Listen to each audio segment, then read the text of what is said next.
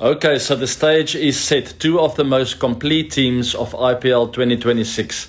Defending champions Royal Challengers Bengaluru up against the ever-dangerous Gujarat Titans. And the final has absolutely everything. RCB's looked like a team on a mission with Kohli's composure, Patidar's fearless leadership, and of course, a bowling attack led by Josh Hazlewood and Bhuvaneshwar Kumar have given them the perfect balance in every phase of the game. Their crushing qualifier 1 win over GT show just how dangerous they can be when they're firing on all cylinders and the momentum is on their side.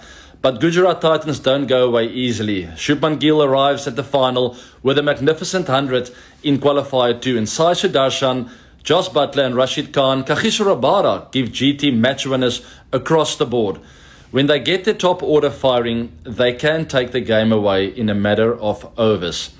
But what fascinates me the most is the battle within the battle. Kohli against Rabada, Gill against Hazlewood, Patidar against Rashid in those middle overs.